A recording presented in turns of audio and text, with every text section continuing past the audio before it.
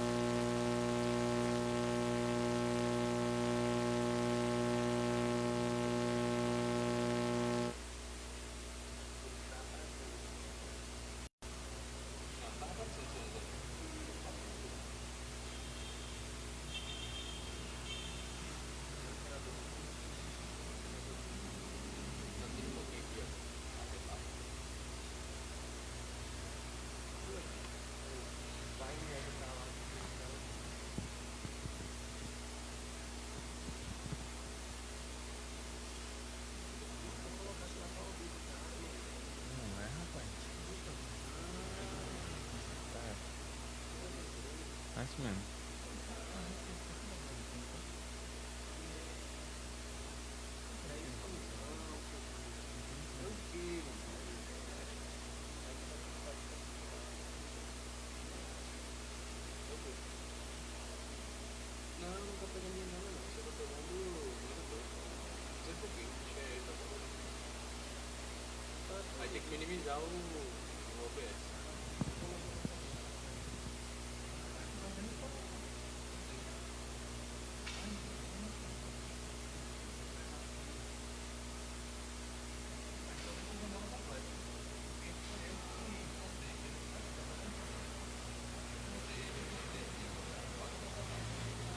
Ah, gente, tem.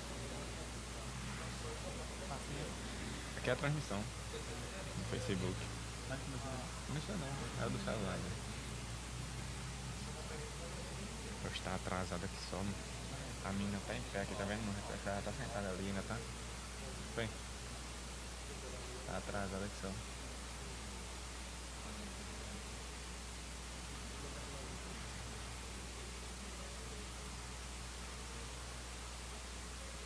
Ixi, tá demorada, viu?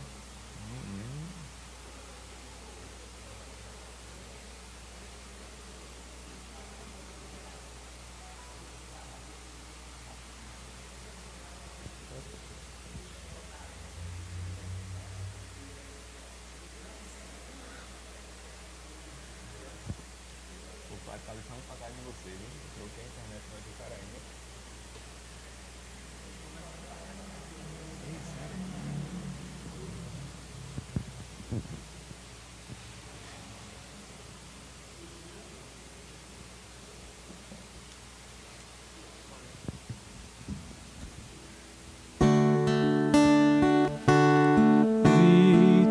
Vitória, tu reinarás,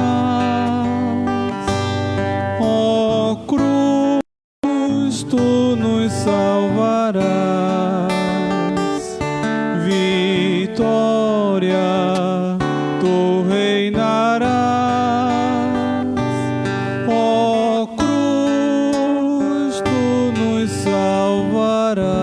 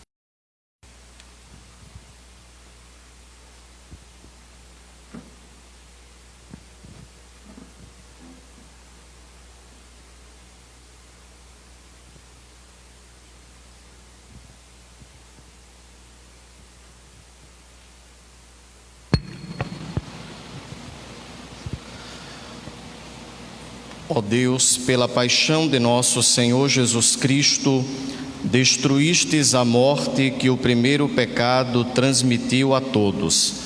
Concedei que nos tornemos semelhantes ao vosso Filho, e assim como trouxemos pela natureza a imagem do homem terreno, possamos trazer pela graça a imagem do homem novo. Por Cristo nosso Senhor.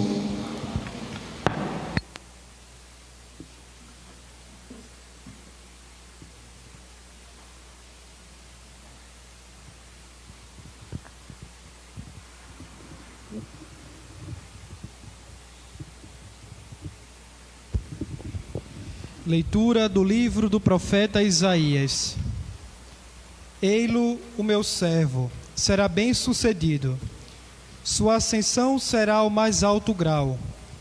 Assim como muitos ficaram pasmados ao vê-lo, tão desfigurado ele estava que não parecia ser um homem, ou ter aspecto humano. Do mesmo modo, ele espalhara sua fama entre os povos. Diante deles, os reis se manterão em silêncio, vendo algo que nunca lhes foi narrado, e conhecendo coisas que jamais ouviram. Quem de nós deu crédito ao que ouvimos? E a quem foi dado reconhecer a força do Senhor? Diante do Senhor, ele cresceu como renovo de planta ou como raiz em terra seca. Não tinha beleza nem atrativo para o olharmos. Não tinha aparência que nos agradasse. Era desprezado como o último dos mortais. Homem coberto de dores, cheio de sofrimentos.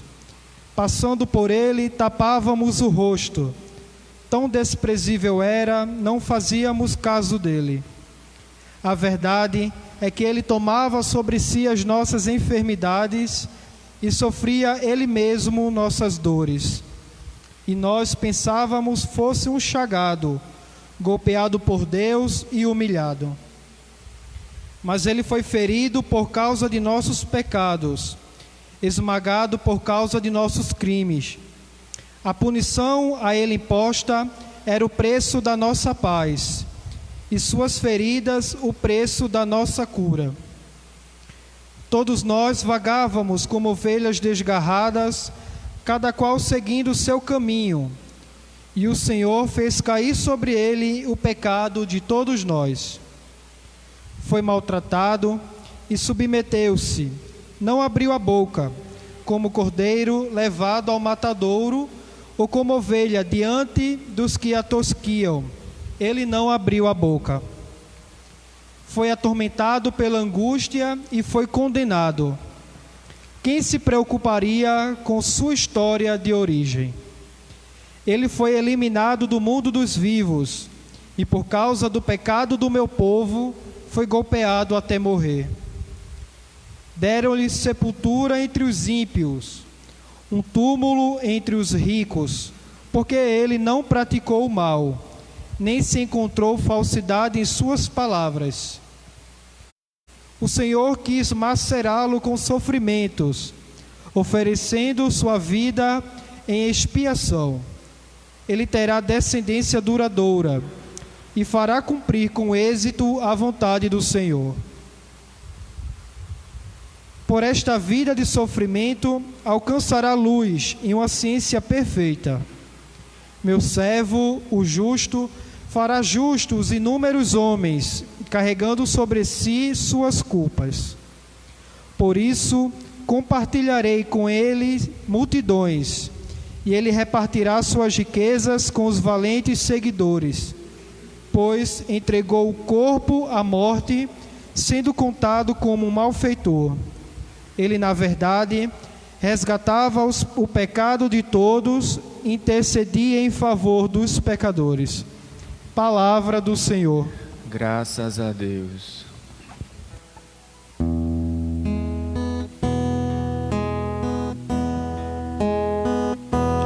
Ó Pai, em tuas mãos eu entrego o meu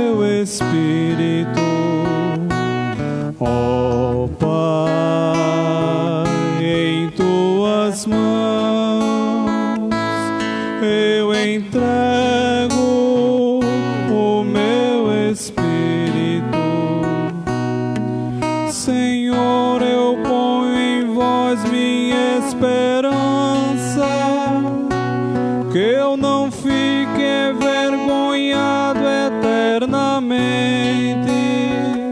Em vossas mãos, Senhor, entrego o meu espírito, porque vós me salvareis, ó Deus fiel. Ó Pai, em tuas mãos eu entrego o meu espírito.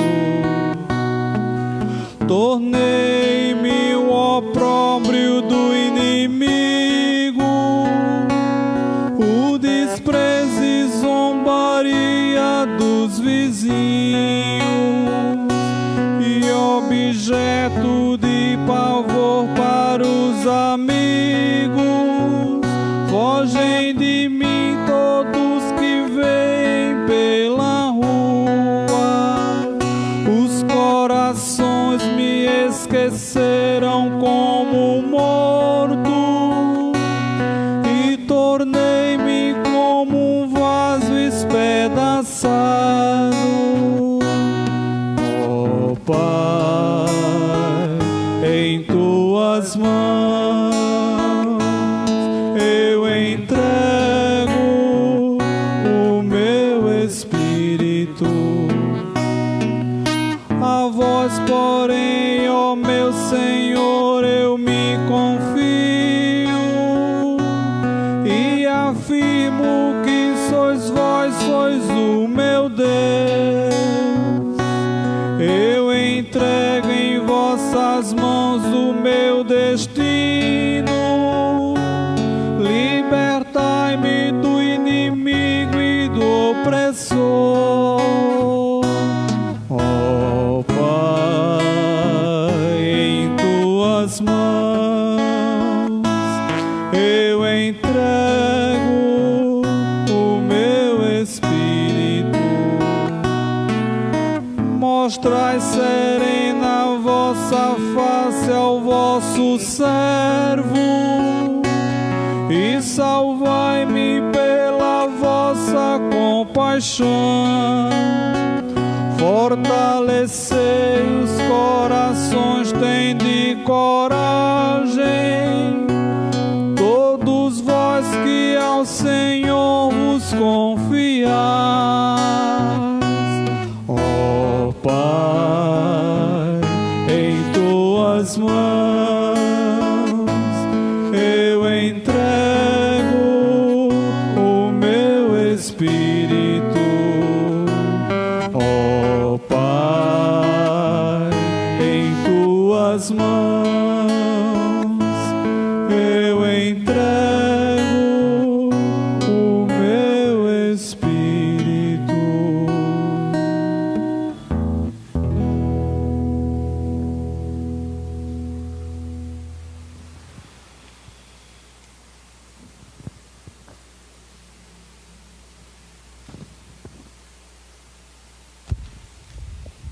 Leitura da carta aos Hebreus. Irmãos, temos um sumo sacerdote eminente que entrou no céu, Jesus, o Filho de Deus.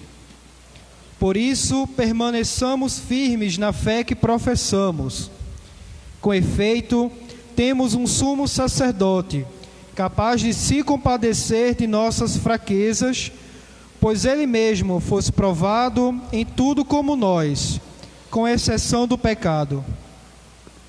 Aproximemo-nos então com toda a confiança do trono da graça, para conseguirmos misericórdia e alcançarmos a graça de um auxílio no momento oportuno. Cristo, nos dias de sua vida terrestre, dirigiu preces e súplicas com forte clamor e lágrimas, aquele que era capaz de salvá-lo da morte, e foi atendido por causa de sua entrega a Deus. Mesmo sendo filho, aprendeu o que significa a obediência a Deus, por aquilo que ele sofreu. Mas, na consumação de sua vida, tornou-se causa de salvação eterna para todos os que lhe obedecem. Palavra do Senhor. Graças a Deus.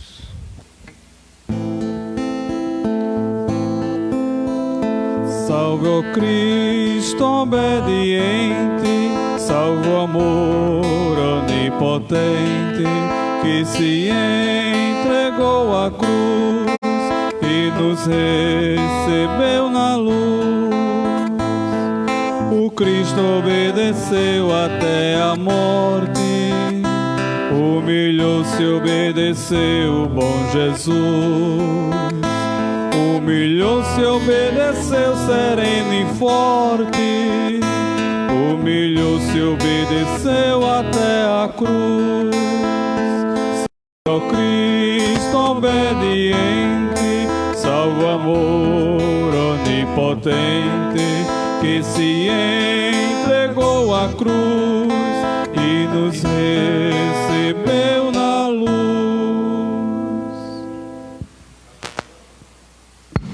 Paixão de nosso Senhor Jesus Cristo, segundo João.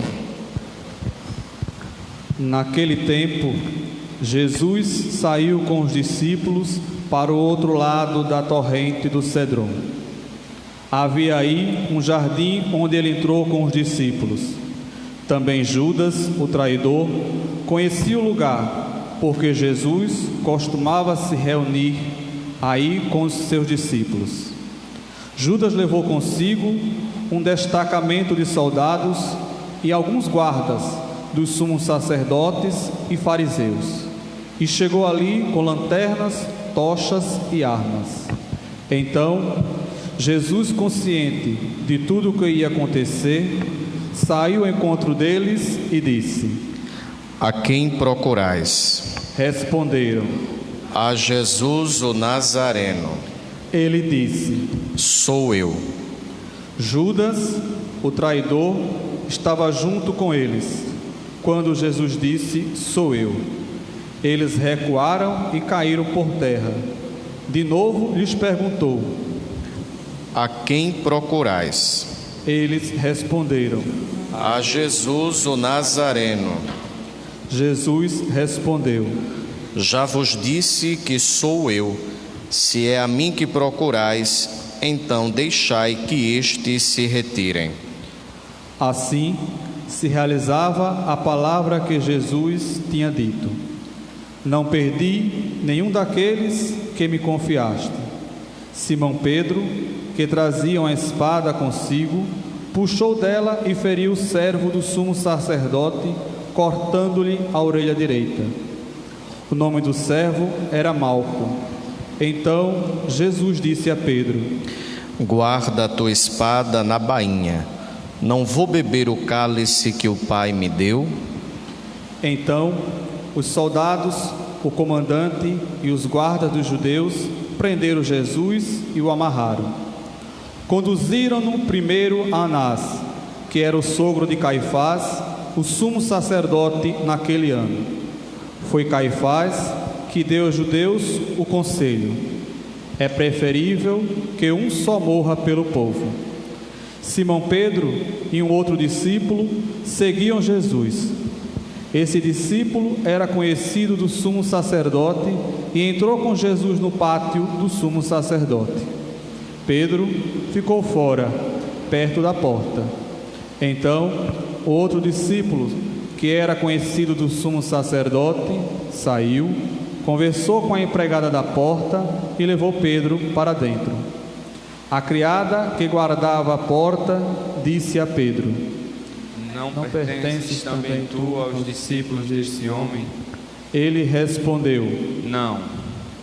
Os empregados e os guardas fizeram uma fogueira e estavam se aquecendo, pois fazia frio. Pedro ficou com eles, aquecendo-se.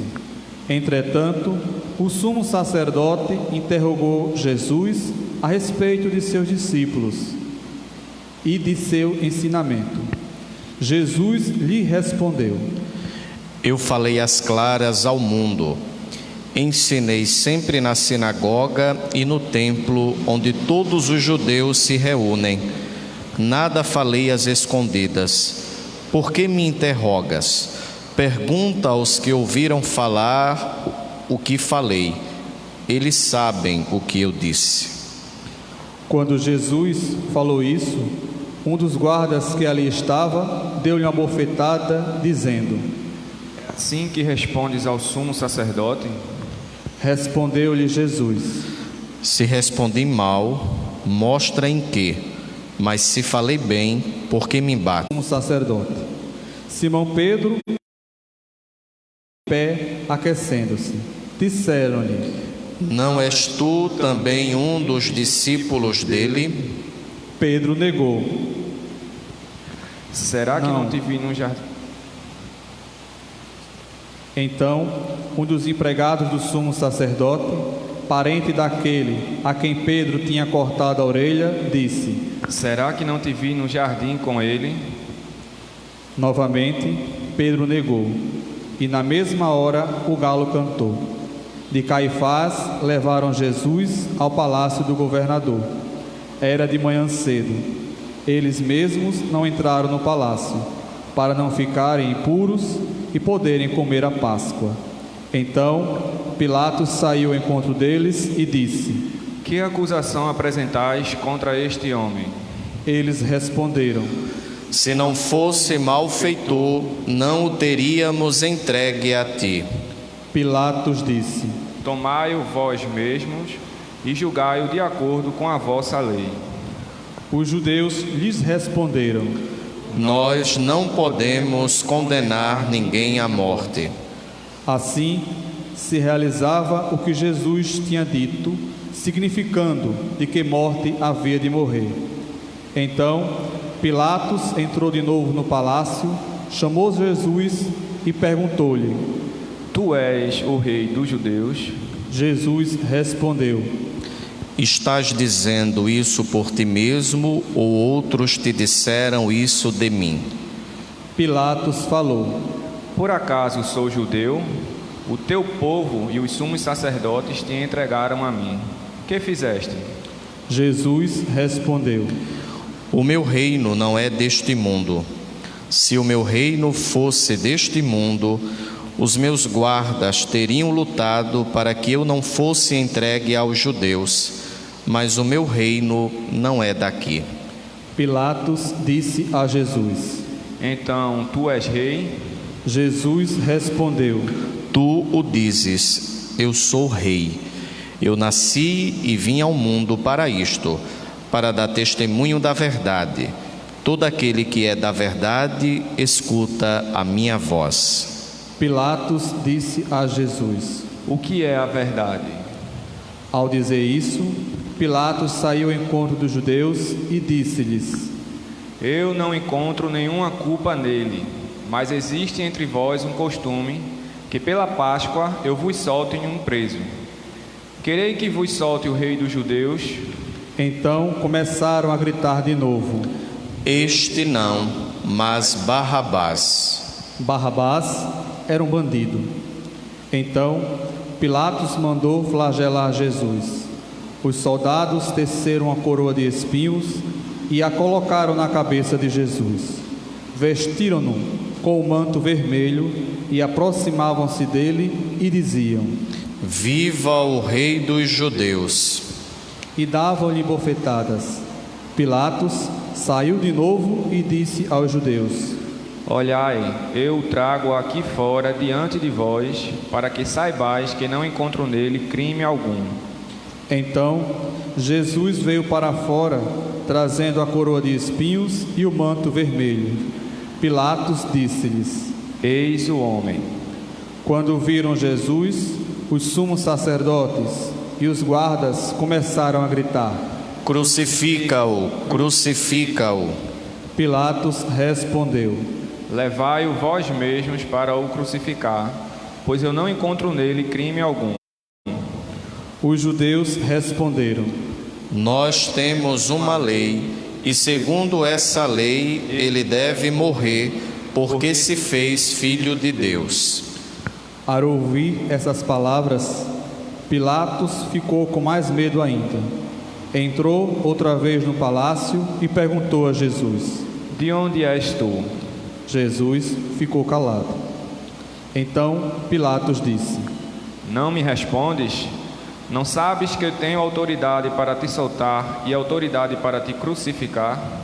Jesus respondeu: Tu não terias autoridade alguma sobre mim, se ela não te fosse dada do alto. Quem me entregou a ti, portanto, tem culpa maior. Por causa disso, Pilatos procurava soltar Jesus, mas os judeus gritavam: Se soltas este homem, não és amigo de César. Todo aquele que se faz rei, declara-se contra César. Ouvindo essas palavras, Pilatos levou Jesus para fora e sentou-se no tribunal, no lugar chamado Pavimento, em hebraico, Gábata. Era o dia da preparação da Páscoa, por volta do meio-dia. Pilatos disse aos judeus: Eis o vosso rei. Eles, porém, gritavam: Fora, fora, crucifica-o. Pilatos disse: Hei de crucificar o vosso rei? Os sumos sacerdotes responderam: Não temos outro rei senão César. Então Pilatos entregou Jesus para ser crucificado e eles o levaram. Jesus tomou a cruz sobre si e saiu para o lugar chamado Calvário, em hebraico Gólgota. Ali o crucificaram com outros dois, um de cada lado e Jesus no meio. Pilatos ainda escreve um letreiro e coloca na cruz. Nele estava escrito: Jesus Nazareno, o Rei dos Judeus. Muitos judeus puderam ver o letreiro, porque o lugar em que Jesus foi crucificado ficava perto da cidade. O letreiro estava escrito em hebraico, latim e grego. Então os sumos sacerdotes dos judeus disseram a Pilatos: Não escrevas o Rei dos Judeus, mas sim o que ele disse: Eu sou o Rei dos Judeus. Pilatos respondeu: O que escrevi está escrito. Depois que crucificaram Jesus, os soldados repartiram a sua roupa em 4 partes, uma parte para cada soldado. Quanto à túnica, esta era tecida sem costura, em peça única, de alto a baixo. Disseram então entre si: Não vamos dividir a túnica. Teremos a sorte para ver de quem será. Assim se cumpria a escritura que diz: Repartiram entre si as minhas vestes e lançaram sorte sobre a minha túnica. Assim procederam os soldados. Perto da cruz de Jesus estava de pé a sua mãe, a irmã da sua mãe, Maria de Cleófas, e Maria Madalena. Jesus, ao ver a sua mãe e ao lado dela o discípulo que ele amava, disse à mãe: Mulher, este é o teu filho. Depois disse ao discípulo: Esta é a tua mãe. Dessa hora em diante, o discípulo a acolheu consigo. Depois disso, Jesus, sabendo que tudo estava consumado, e para que a escritura se cumprisse até o fim, disse: Tenho sede. Havia ali uma jarra cheia de vinagre. Amarraram numa vara uma esponja embebida de vinagre, levaram à boca de Jesus. Ele tomou o vinagre e disse: Tudo está consumado. E inclinando a cabeça, entregou o Espírito.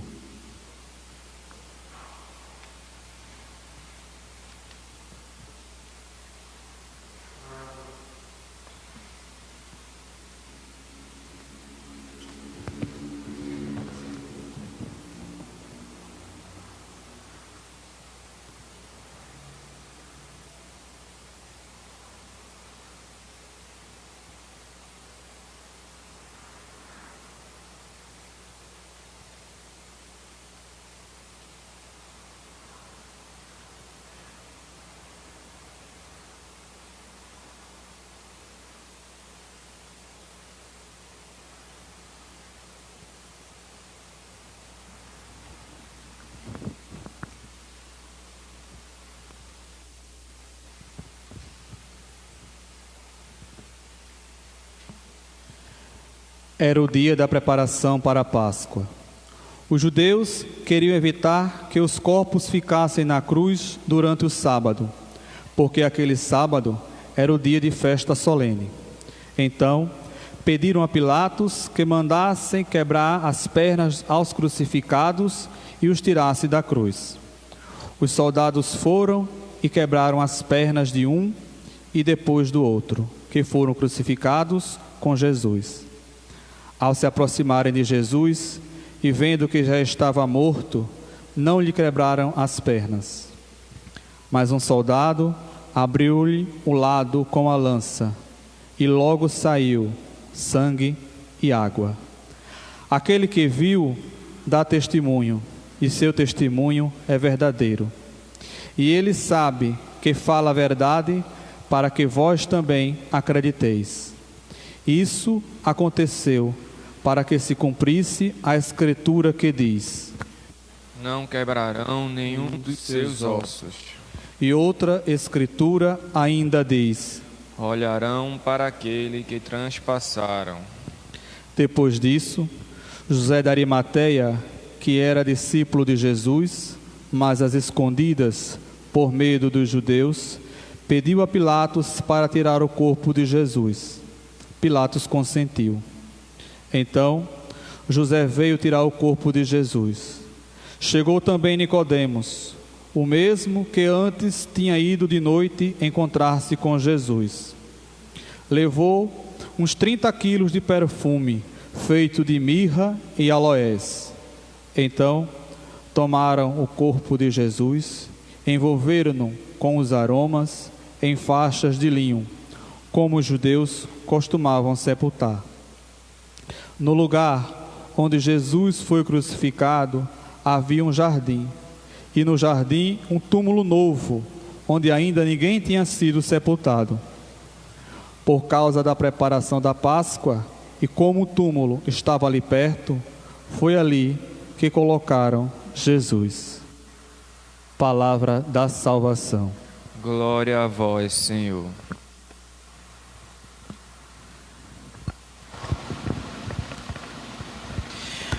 Queridos irmãos e irmãs que nos acompanham através das páginas de nossa paróquia e também os ouvintes da Rádio Camará, na primeira leitura tirada do livro do profeta Isaías, nós ouvimos uma figura misteriosa que, através da narração da paixão descrita este ano por João, nós conheceremos de quem o profeta falava. O profeta diz: era desprezado como o último dos mortais, homem coberto de dores, cheio de sofrimentos. Passando por ele, tapávamos o rosto, tão desprezível era que não fazíamos caso dele. Esta figura misteriosa, ela tem um rosto, ela tem um nome, é Jesus de Nazaré, que na sua história de dor se torna o protótipo, a imagem de todo aquele que sofre, de todo aquele que é renegado, e que constantemente, mergulhados apenas nos nossos problemas, a gente desvia o olhar exatamente destas pessoas que sofrem. Mas esta situação de sofrimento, de indigência de Jesus não aconteceu simplesmente no Calvário. Em toda a sua vida, ele quis se associar com aqueles que mais sofrem. No seu nascimento, não pôde nascer em lugar digno, porque não havia lugar em nenhuma hospedaria. No momento em que seus pais acorrem a Jerusalém para apresentá-lo ao Senhor, oferecem em sacrifício apenas 2 pombinhos, um certificado de pobreza. E durante a sua vida pública, tão pobre ele era, que o evangelista disse que nem lugar ele tinha para repousar a sua cabeça. Então, toda a vida de Jesus, ele experimentou a pobreza, para que a pobreza não fosse um ambiente político, mas fosse um lugar teológico, onde através dos pequeninos e dos abandonados, nós pudéssemos reconhecer neles os queridos, os mais amados pelo Senhor. Existe uma obra em Londres, onde a imagem de Jesus é descrita de uma forma muito dolorosa. Os seus lábios estão semiabertos, indicando já a sua dificuldade de respirar. Os seus ombros, completamente maltratados e machucados pela flagelação, são cobertos por um manto muito grosseiro. Em uma de suas mãos é colocada uma cana, exatamente para ironizar com aquele que tinha se descrito como verdadeiro rei.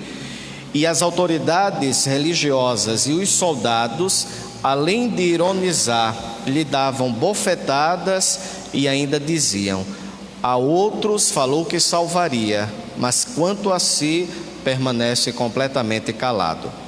Porque Jesus, ele livremente quis assumir a situação de tantos irmãos e irmãs que na escuridão da história foram oprimidos por aqueles que se achavam poderosos. Porque o pior de todos os males é aquele que nós podemos dizer de alienação de onipotência. Exatamente esse período de dificuldade que a história enfrenta fez com que a gente se reconhecesse ou a gente recordasse que estamos em um mesmo barco, que no momento atual da história não faz tanta diferença ser rico ou pobre, pois a vida de todos está em risco. E o próprio salmista, de forma muito sábia, certa vez disse: não dura muito o homem rico e poderoso, é semelhante ao gado gordo que se abate.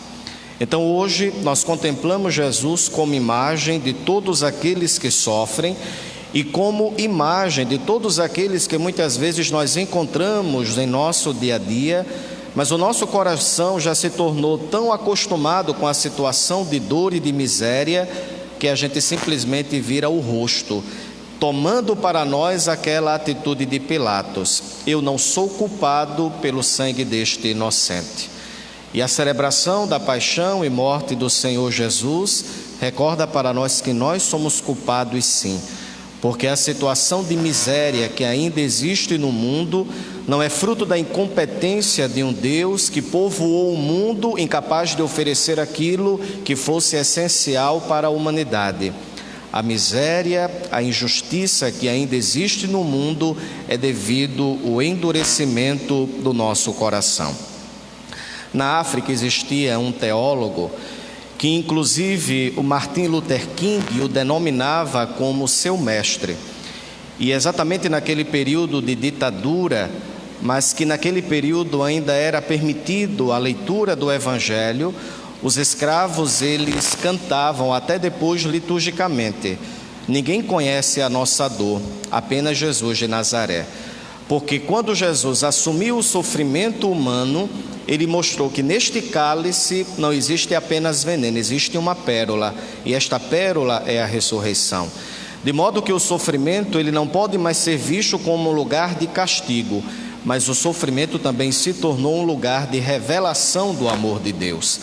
Por isso que o crucificado, ele morre gritando, mas ele morre gritando não a revolta e a vingança, mas ele grita o seu perdão, levando em conta a ignorância daqueles que o mataram. Pai, perdoa-lhes, porque eles não sabem o que fazem. Mas é claro que muito mais do que um acontecimento social, a crucificação, a morte de Jesus fez um reviravolta espiritual. Aquele que foi condenado, agora ele é livre. Aquele que foi trazido como prisioneiro se tornou o juiz da história. Aquele que foi trazido como pobre, ele com a sua pobreza nos enriqueceu. Porque com a cruz de Cristo houve uma inversão na história, mostrando que a palavra final não é a palavra da maldade e nem da injustiça, mas é a palavra da esperança. Não qualquer tipo de esperança, mas aquela que não decepciona. Nós sabemos que pela encarnação de Jesus, ele se associou a todo o drama da humanidade. Quando nós olhamos a história de Jesus, na história dele nós enxergamos o drama de tantas pessoas que não têm onde nascer, que têm que viver exiladas de seu país, como aconteceu quando Maria e José, avisados por sonho, tiveram que fugir para o Egito. Jesus também, ele é o sinal de muitas pessoas que se tornam vítimas, inclusive da religião, que quando se apega a rituais, simplesmente rituais, se corre risco de pregar bem, mas de não se amar como Jesus amou, fazendo com que a religião, ao invés de ser um lugar de levar as pessoas a Deus, faça dela um fardo insuportável das pessoas carregarem. Não é por acaso que ainda 2000 anos depois de cristianismo, muitas pessoas têm uma relação com Deus baseada não no amor, mas no medo. Exatamente porque muito mais fardo do que um Jesus manso e misericordioso esteve presente em nossas pregações.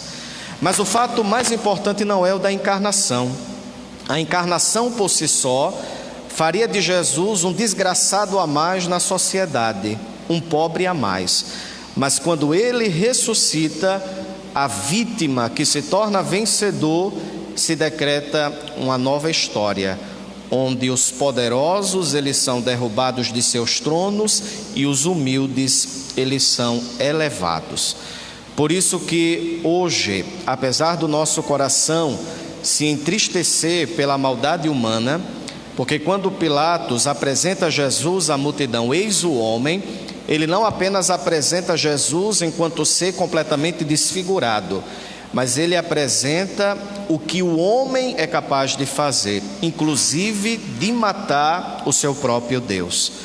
Então, queridos irmãos e irmãs, hoje é o dia em que o nosso coração, ele deveria, como foi descrito no Evangelho ao se referir a Maria, hoje deveria o nosso coração ser transpassado por uma espada de dor. Porque objetivamente nós dizemos sem nenhuma dificuldade, Jesus morreu para nos salvar, mas existe um peso diferenciado quando eu digo, ele morreu para me salvar. Se existisse apenas eu naquele momento, ele teria tido a mesma capacidade de se entregar por cada um de nós. E aqui a gente começa a perceber que existe um peso. Por causa do meu pecado, o justo carregou a iniquidade da humanidade. Por causa do meu pecado, aquele que passou pelo mundo fazendo o bem, morreu pendurado numa cruz como um amaldiçoado.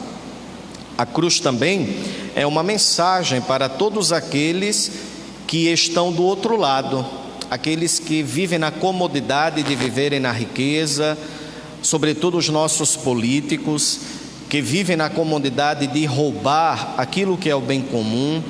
Não é necessário a gente ir muito longe e ver como a nossa cidade ela está destruída pela corrupção, onde não apenas as periferias estão esquecidas, mas o próprio centro da cidade. E a estas pessoas que hoje estão no poder e vivem na comodidade de viverem gozando dos seus altos salários, a cruz também é uma mensagem para eles. Insensatos, chegará o dia em que vocês fecharão os olhos e nada daquilo que vocês colheram, nada daquilo que vocês semearam, nada daquilo que vocês guardaram, vocês irão usufruir, porque chegará o momento em que o justo juiz os julgará. E isso não é uma mensagem de medo, uma mensagem de violência, mas é uma mensagem de alerta. Também hoje no Vaticano, o pregador da Casa Pontifícia, ele falava exatamente desta ilusão da onipotência. É ilusão. O homem rico e poderoso é semelhante ao gado gordo que se abate. Que fixemos o nosso olhar naquilo que é essencial, para que quando o Senhor voltar, nos encontre vigilantes. E que assim como Maria, mesmo enfrentando esse período de dor, este período de insegurança, permaneçamos em pé, porque a palavra que se sobressai na liturgia de hoje é a esperança. Não qualquer esperança, mas aquela que não decepciona. Permaneçamos alguns instantes em silêncio e contemplemos o crucificado que morreu gritando o seu amor pela humanidade e morreu recordando para nós que a sua dor se perpetua na história, no sofrimento de cada homem e de cada mulher. e que não podemos ficar adormecidos diante da dor dos irmãos.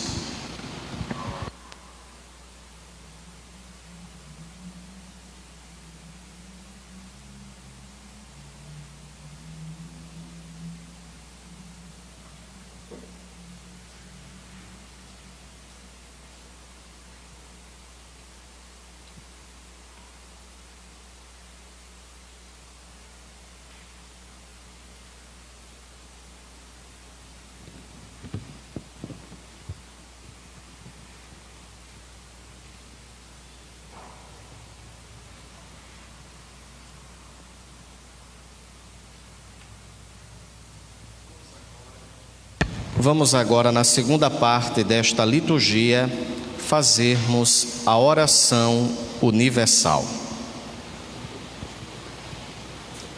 Pela Santa Igreja.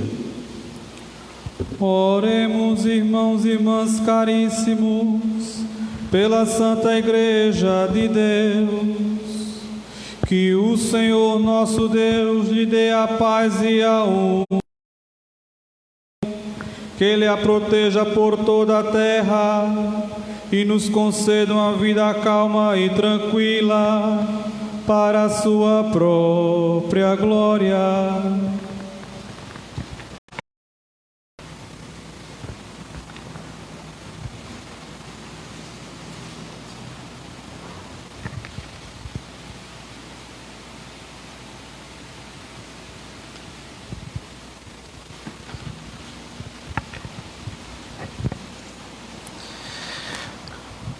Deus eterno e todo-poderoso, que em Cristo revelastes a vossa glória a todos os povos, velai sobre a obra do vosso amor, que a vossa Igreja espalhada por todo o mundo permaneça inabalável na fé e proclame sempre o vosso nome. Por Cristo nosso Senhor. Pelo Papa. Oremos pelo nosso Santo Padre, o Papa Francisco. O Senhor nosso Deus, que o escolheu para o episcopado, o conserve são e salvo, à frente da sua Igreja, governando o povo de Deus.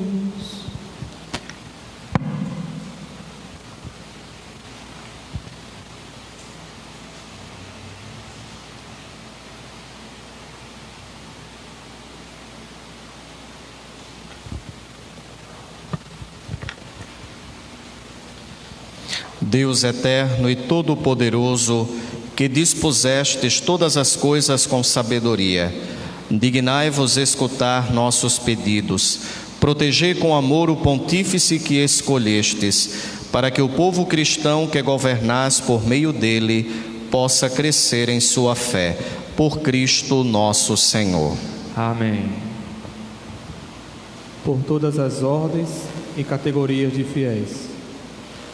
Oremos pelo nosso bispo Fernando, por todos os bispos, presbíteros e diáconos da Igreja e por todo o povo fiel.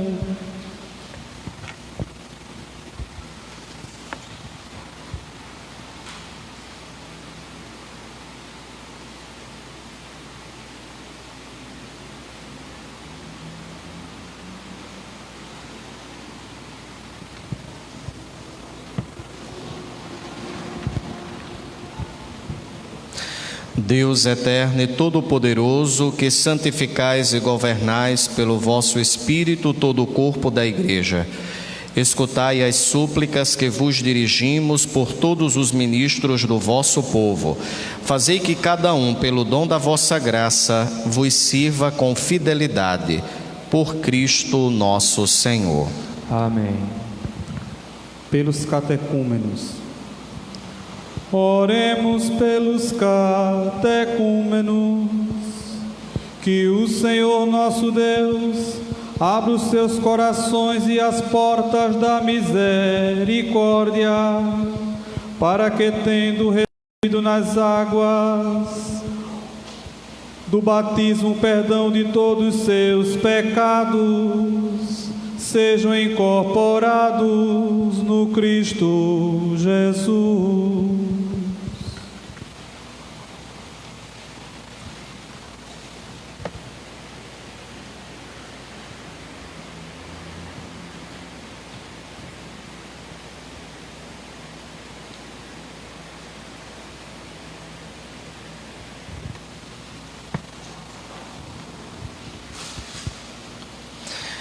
Deus eterno e todo-poderoso, que por novos nascimentos tornais fecunda a vossa Igreja, aumentai a fé e o entendimento dos nossos catecúmenos, para que, renascidos pelo batismo, sejam contados entre os vossos filhos adotivos, por Cristo nosso Senhor.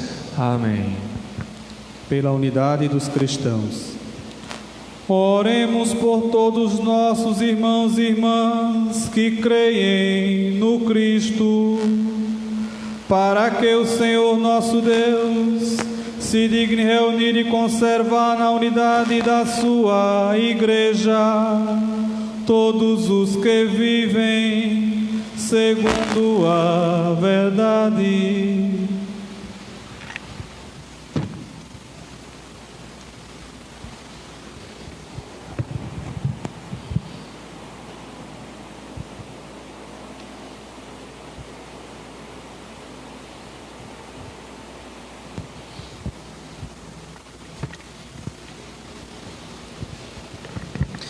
Deus eterno e todo-poderoso, que reunis o que está disperso e conservais o que está unido, velai sobre o rebanho do vosso Filho, que a integridade da fé e os laços da caridade unam os que foram consagrados por um só batismo, por Cristo nosso Senhor. Amém. Pelos judeus. Oremos pelos judeus, aos quais o Senhor nosso Deus falou em primeiro lugar, a fim de que cresçam na fidelidade de sua aliança e no amor do seu nome.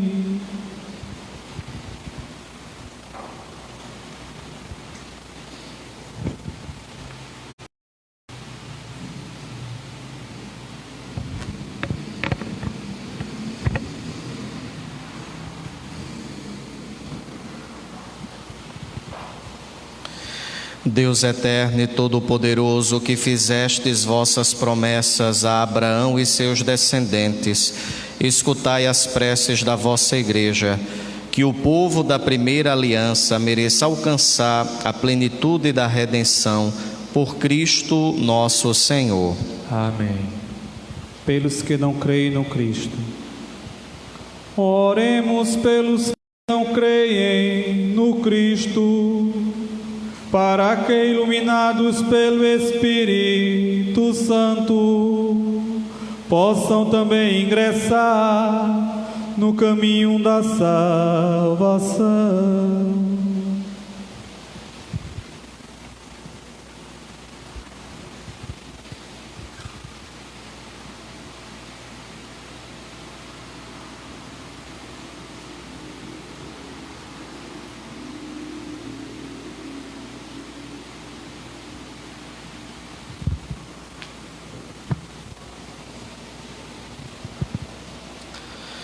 Deus eterno e todo-poderoso, dai aos que não creem no Cristo e caminham sob o vosso olhar com sinceridade de coração, chegar ao conhecimento da verdade, e fazei que sejamos no mundo testemunhas mais fiéis da vossa caridade, amando-nos melhor uns aos outros e participando com maior solicitude do mistério da vossa vida, por Cristo nosso Senhor. Amém. Pelos que não creem em Deus. Oremos pelos que não reconhecem a Deus, para que, buscando lealmente o que é reto, possam chegar ao Deus verdadeiro.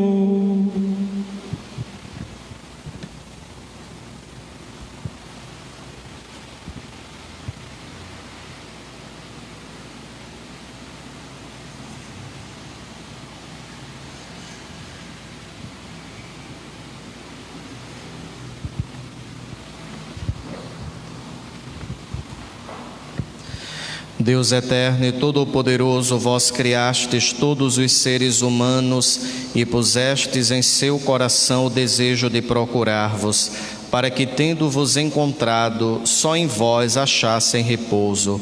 Concedei que, entre as dificuldades deste mundo, discernindo os sinais da vossa bondade e vendo o testemunho das boas obras, tenham a alegria de proclamar que sois o único Deus verdadeiro e Pai de todos os seres humanos, por Cristo nosso Senhor. Amém. Pelos poderes públicos. Oremos por todos os governantes, que o nosso Deus e Senhor, segundo sua vontade, lhes dirija o Espírito e o coração, para que todos possam gozar de verdadeira paz e liberdade.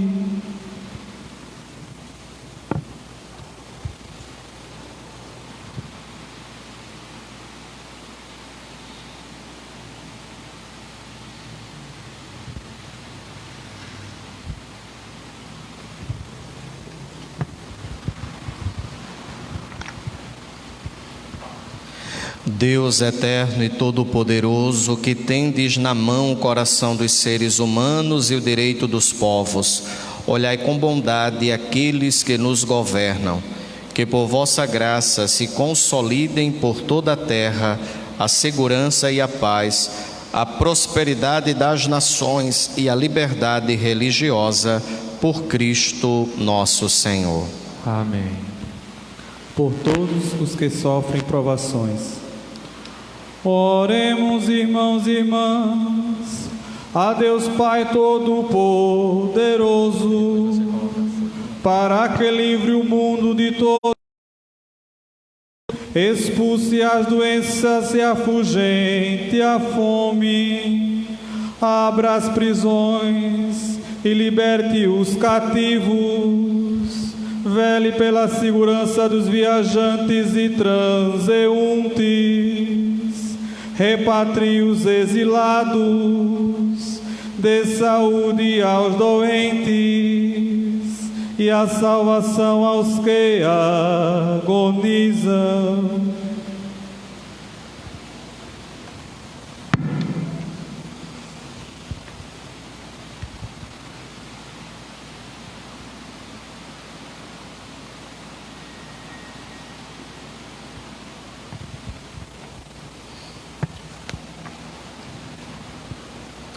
Deus eterno e todo-poderoso, sois a consolação dos aflitos e a força dos que labutam. Cheguem até vós as preces dos que clamam em sua aflição, sejam quais forem os seus sofrimentos, para que se alegrem em suas provações com o socorro da vossa misericórdia. Por Cristo nosso Senhor. Amém. Pelas vítimas da atual pandemia. Oremos por todos que sofrem as consequências da atual pandemia, para que Deus nosso Senhor conceda saúde aos enfermos, força aos que trabalham na saúde, conforto às famílias e a salvação a todas as vítimas mortais.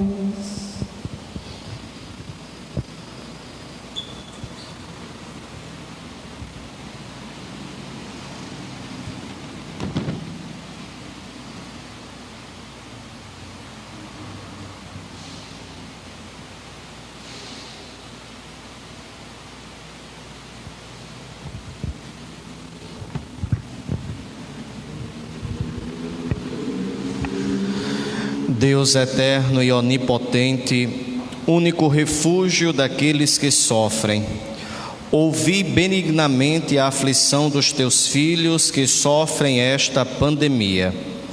Alivia a dor aos que sofrem, dá força a quem está ao seu lado. Acolhe na tua paz os que já pereceram e para todo este tempo de tribulação, faz com que todos encontrem o auxílio da tua misericórdia. Por nosso Senhor Jesus Cristo, vosso Filho, que é Deus convosco, na unidade do Espírito Santo. Amém. Terminada a oração universal, nós iremos trazer a cruz pelo centro da nossa igreja, que depois será exposta para a adoração dos fiéis. Assim como a serpente de bronze foi elevada e alcançou para os judeus que tinham sido picados por serpentes venenosas, esta cruz elevada trará para nós a cura de todas as doenças.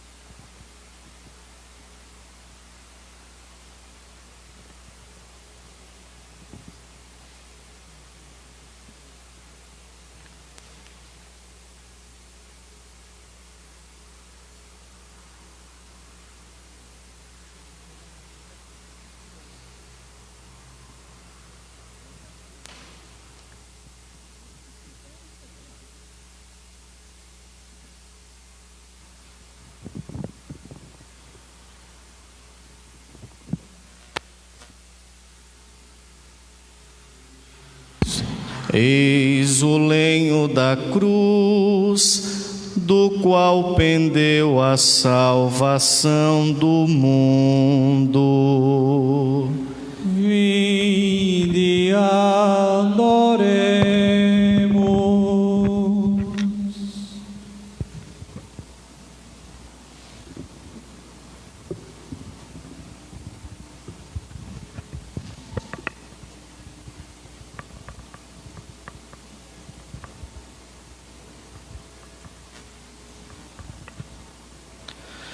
Eis o lenho da cruz, do qual pendeu a salvação do mundo. Vinde, adoremos.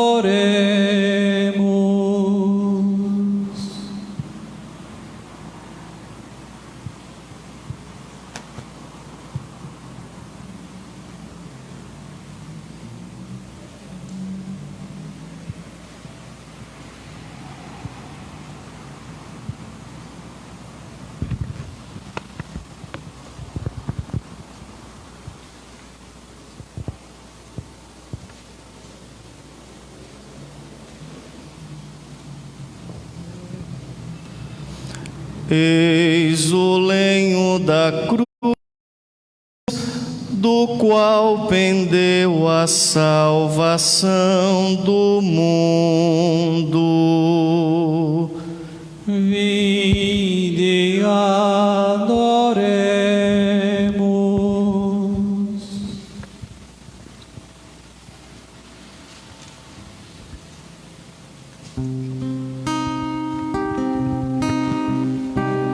Povo meu que te fiz eu, dizem que te contristei, porque a morte me entregaste, em que foi que eu te faltei. Deus Santo, Deus forte, Deus imortal, tende piedade de nós. Eu te fiz sair do Egito, com maná te alimentei. Preparei-te bela terra, tua cruz para o teu rei. Deus Santo, Deus forte, Deus imortal,